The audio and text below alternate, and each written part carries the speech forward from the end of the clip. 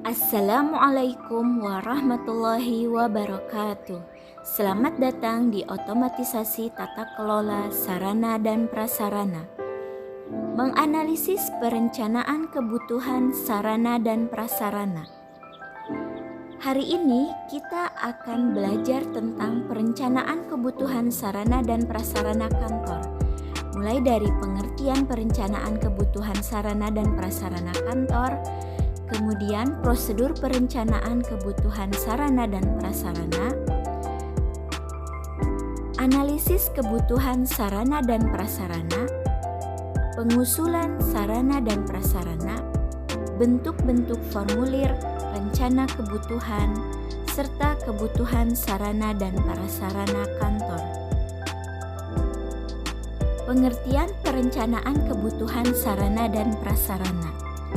Perencanaan kebutuhan sarana dan prasarana merupakan proses mempersiapkan suatu tindakan atau pelaksanaan dengan menetapkan langkah-langkah yang tepat untuk mencapai tujuan dengan memanfaatkan sumber daya secara tepat guna dan memaksimalkan setiap rangkaian proses pencapai tujuan dalam sebuah kantor.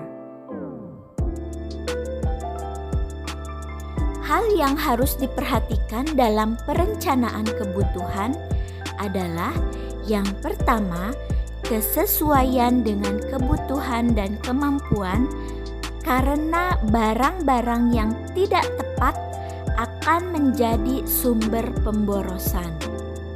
Yang kedua, kesesuaian dengan jumlah dan tidak terlalu berlebihan dan kekurangan.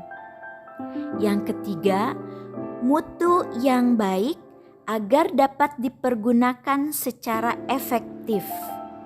Yang keempat, jenis alat atau barang yang diperlukan harus tepat dan dapat meningkatkan efisiensi kerja. Prosedur perencanaan kebutuhan sarana dan prasarana. Berikut ini beberapa prosedur perencanaan kebutuhan sarana dan prasarana di kantor.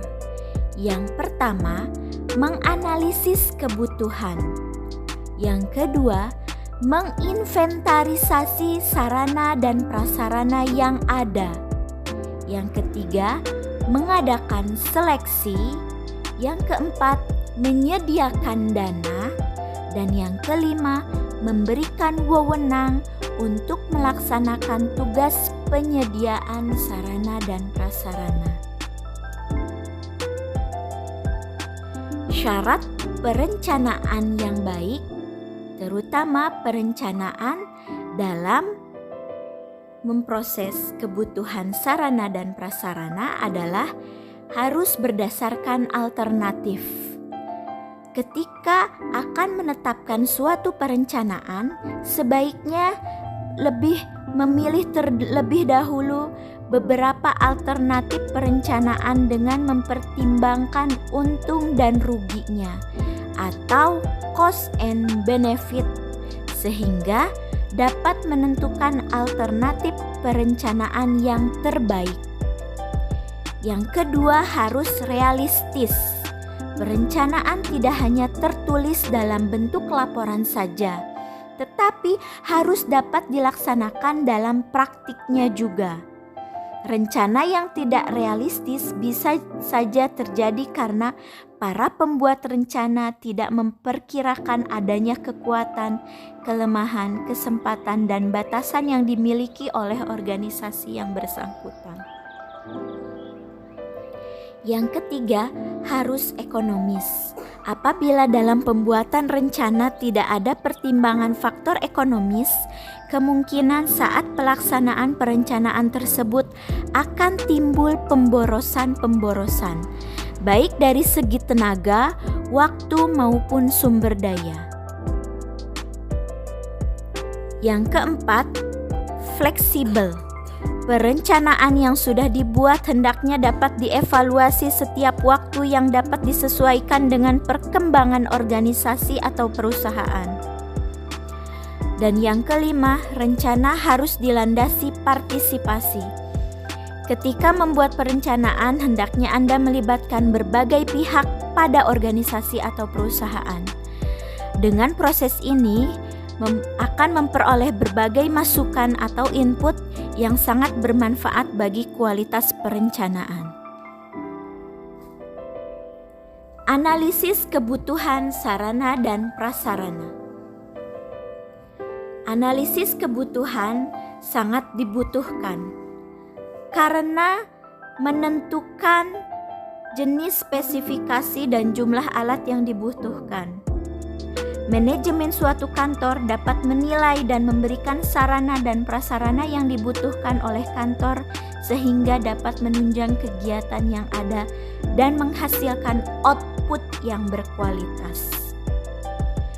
Analisis kebutuhan merupakan kegiatan mengamati dan mempelajari tentang apa saja yang menjadi kebutuhan sebuah instansi atau kantor pada saat ini dan di masa yang akan datang. Langkah-langkah penetapan usulan sarana dan prasarana. Yang pertama, menampung usulan kebutuhan sarana dan prasarana yang diajukan oleh setiap unit kerja dan atau menginventarisasi kekurangan sarana dan prasarana. Yang kedua, menyusun rencana kebutuhan untuk periode tertentu, misalkan untuk 1 atau 2 tahun. Yang ketiga, memadukan rencana kebutuhan dengan perlengkapan yang tersedia. Yang keempat, memadukan rencana kebutuhan dengan dana atau anggaran yang tersedia. Dan menetapkan rencana pengadaan akhir. Berikut adalah bentuk-bentuk formulir rencana kebutuhan. Ada formulir golongan A. Formulir ini digunakan untuk mengadakan barang yang nantinya akan tersertifikasi secara terperinci agar tidak terjadi kesalahan dalam pembelian.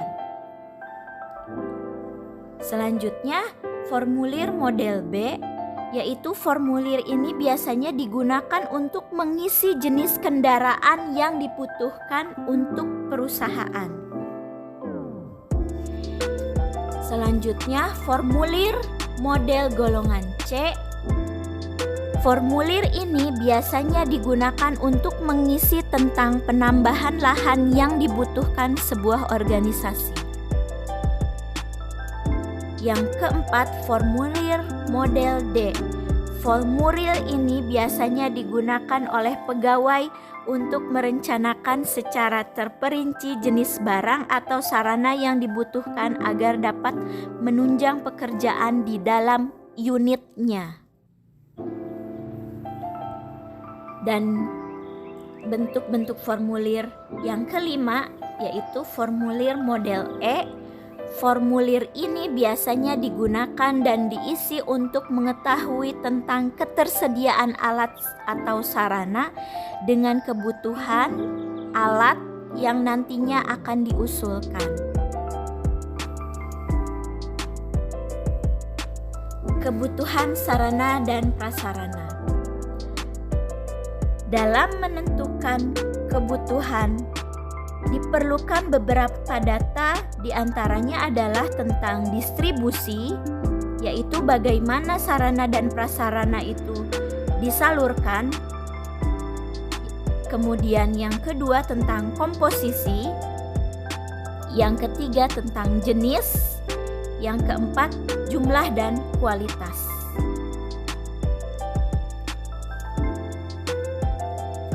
Terima kasih. Wassalamualaikum warahmatullahi wabarakatuh.